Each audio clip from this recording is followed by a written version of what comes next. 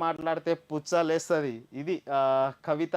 So, ఆమె జాగృతి పేరుతో రోజుకో నియోజకవర్గానికి పోతుంది. ఆ నియోజకవర్గంలో ఉన్న బీఆర్ఎస్ లీడర్లు ఎవరుంటారో వాళ్ళని టార్గెట్ చేస్తా ఉంది. మొన్న మహేశ్వరం ఎక్కించి సబితమ్మని చేసింది. లేకపోతే నిన్న వనపర్తి పోయి ఒక లీడర్‌ని చేసింది. ఇట్లా అనేక నియోజకవర్గాలు తిరుగుతుంది.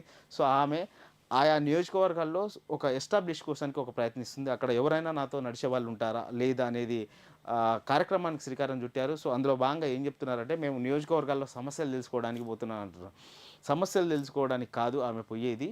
ఆమె వెళ్ళేది ఎందుకంటే, ఆ నియోజకవర్గంలో బీఆర్ఎస్‌లో గతంలో ఆమెతో పాటు ఎవరైనా పనిచేసిన వాళ్ళు ఎవరైనా వస్తారా?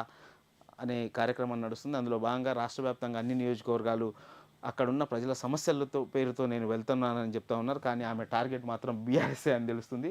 సో, నిరంజన్ రెడ్డి పిచ్చి పిచ్చిగా మాట్లాడితే పుచ్చాలేస్తదే. అంగడి స్థలాలను కబ్జా చేసిన నిరంజన్ 3 ఫామ్ హౌస్‌లు కట్టుకున్నాడు. ఆయన అవినీతి కప్పిపుచ్చిన హరీష్ రావు మీడియా ద్వారా పెద్దసారి దృష్టికి తీసుకెళ్తారు. నిరంజన్ రెడ్డి కారణంగా వనపర్తి స్థానంలో బీఆర్ఎస్ ఇక ఎన్నటికీ గెలవదు. వాస్తవమే, నిరంజన్ రెడ్డి అవినీతి చేసిండు. మరి నువ్వు ఏం చేసినావు 10 ఏళ్ల కింద నీకు ఈ విషయం తెలిస్తే? మొన్నటి దగ్గర పార్టీలో ఉన్నావు కదా! మొన్నటి దగ్గర ఎందుకు నిరంజన్ రెడ్డిని సస్పెండ్ చేయించలేదు నువ్వు? సస్పెండ్ చేయించాలి కదా! ఆయన అవినీతి పరుడని నువ్వు తేల్చి చెప్పినావు. మరి సస్పెండ్ చేయించాలి కదా పార్టీ నుంచి ఆయనను. ఎందుకు చేయించలేదు? ఆ!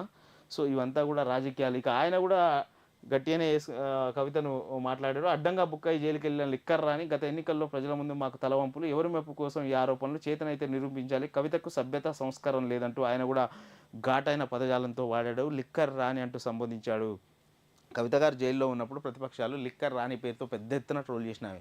తెలంగాణ ఇజ్జత్ తీసినావు మా ఆడబిడ్డగా, తెలంగాణ బతుకమ్మ పేరు చెప్పుకుంటావు నువ్వు, మా బతుకమ్మ పేరు చెప్పుకొని నువ్వు మా ఇజ్జత్ తీసినావని అప్పుడు లిక్కర్ రాని పేరుతో విపరీతంగా ట్రోల్ చేసారు. అసలు ఎంతగా ట్రోల్ చేసినంటే బీఆర్ఎస్ వాళ్ళు కౌంటర్ కూడా ఏం చేయలేకపోయారు. ఎందుకంటే ఆమె చేసిన పనికి. సో, ఈ నేపథ్యంలో మళ్ళా నిరంజన్ రెడ్డి కూడా ఆమెను లిక్కర్ రాణితో అడ్డంగా బుక్ అయ్యి జైలుకు పోయినావు నువ్వు, లిక్కర్ దందా చేసినావంటూ ఆయన కూడా ఆమెను తిట్టిన వార్తకు సంబంధించి మనకు ప్రధానంగా వినపడుతుంది.